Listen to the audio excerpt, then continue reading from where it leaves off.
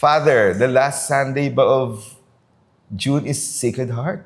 Hindi, fourth Sunday, yes. Fourth Sunday. So, May fifth eh. ito ang tanong. Parang si Mama Mary, ang daming devotion personality. So, how do I know? Do I pray to the Sacred Heart of Jesus, to the Divine Mercy, to Jesus Nazareno? Kasi may mga sarili-sarili din siyang personas devotion. But for now, of course, we value the Feast of the Sacred Heart of Jesus na maraming devotees.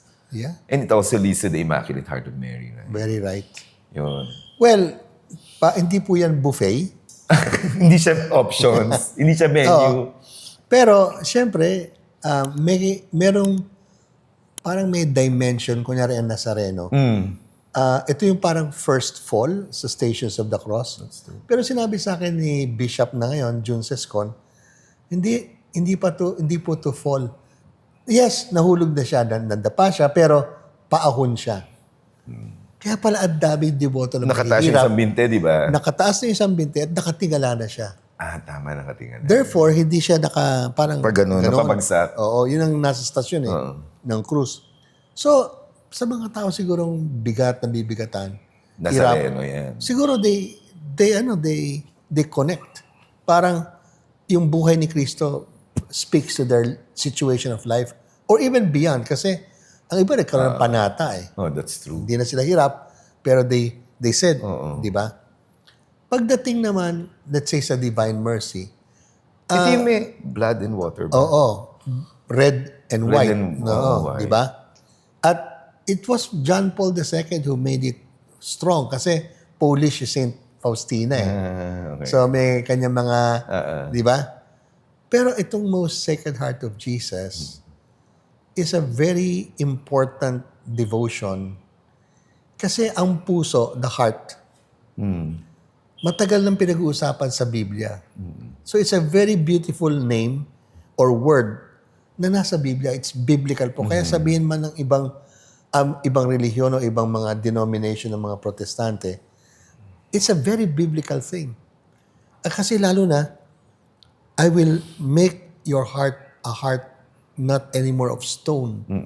I'll make it a heart of flesh. O di ba? Yung si Ezekiel yan. As far as the Old Testament. So, sa ating mundo po, sabi nga ni Pope Francis, Dilexit nos, He loved us, is the last encyclical, October 24, 2024, bago siya namatay. Di ba? Namatay siya sa May of 2025. Dilexit nos, sabi niya, He loved us.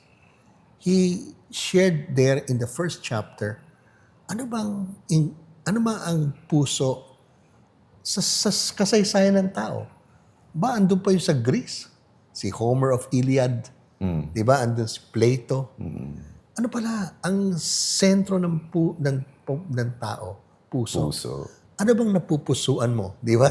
Pag nag-teenager na kayo, meron ka bang napupusuan? Di ba? Puso eh. And it signifies yung parang innermost core. Pero napakaganda po, desire. Ang puso. Hindi intelligence, hindi rational, hindi logic. Hindi naman tayo nagsimula with logic and rationality, mga bata. Puso muna eh. Alam nila kung mahal sila ng magulang o hindi eh. Hindi mo dapat i-explain.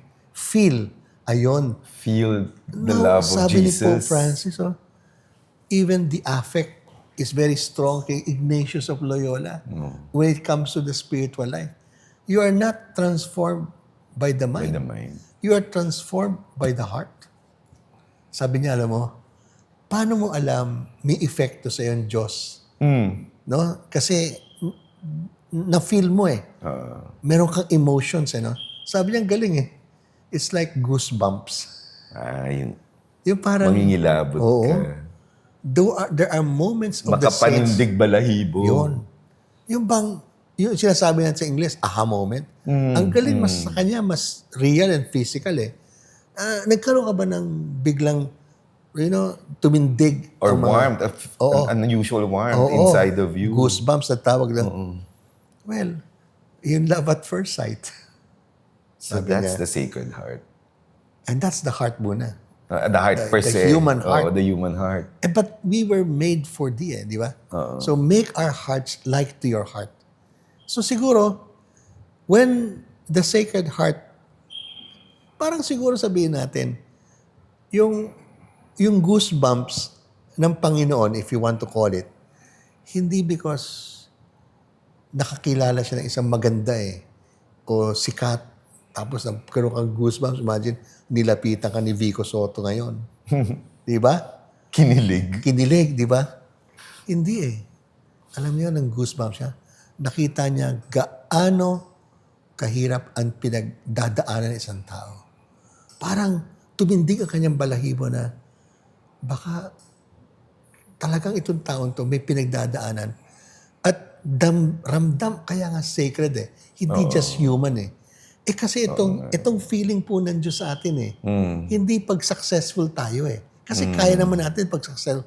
Pero pag nakita niya talagang hikahos na hikahos tayo, yun. Or nababagabag ka sa That's what's sacred problema. about God Sabi ni Pope Francis, hindi yung nasa time of joy and success ka The sacredness of that heart is when he saw, nagkaroon siya ng goosebumps kasi na-feel niya ang pinagdadaanan ng isang taong kahirapan. Therefore, the devotion will transform you. Ibig sabihin, it's not meant ang devotion pag meron kang problema. Why not? Maganda yon if it started with that. Pero it would be beautiful if you maintain that devotion, magkakaroon ka ng compassion Ayun. sa kapwa. Magkakaroon ka ng pakiramdam sa kapwa. Yes. Which is the heart. Sabi niya, napakahalaga ng puso to be open. Kailangan ng puso may openness. At sino pa magiging open ka kundi sa kapwa mo? Na maramdaman mo kasi hindi mo isipin Huwag mo i-analyze. Hindi mo isipin. Ramdamin mo kung ikaw nasa ganung sitwasyon. Di ba? Alam niyo mga kapatid, may naglapit sa akin na kanyang kanyang inaanak. Ang ganda ng grade, sabihin ko sa inyo. Pero wala nang pantustos ng tertiary education, ng college, galing sa kanyang sponsor. Tapos na daw up to grade 12 lang. Wow. Alam mo, nung nakita ko yung grade, ayun, nagkaroon ako goosebumps. Kasi ang dating sa akin, sayang naman. So when I met that person, 18-year-old, kita mo, pati ang nanay kasama niya, ang tingin nila sa akin is, meron ba kaming pag-asa pa? Oh. Sayang naman. And the goosebumps ko is, sabi ko, ano kaya ang damdamin ng Diyos sa babaeng ito? So, nung tinanggap ko, sabi ko, tinampu natin. No? Tinampu natin. Baka naman makahanap tayo ng sponsor. Marami akong tinawagan ng several persons, no?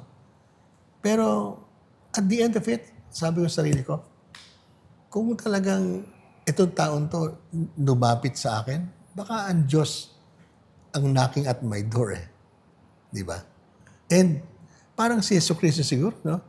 Yung isang babae, 38 years na dinudugo. Yung laylayan lang. Oo, laylayan lang, hinawakan lang. Pero lumapit siya, no? Oo, lumapit. So, pero bukas ang puso ni Jesus na may naramdaman ako Power came out of me So, alam niyo po, ang Sacred Heart will transform us to become better persons.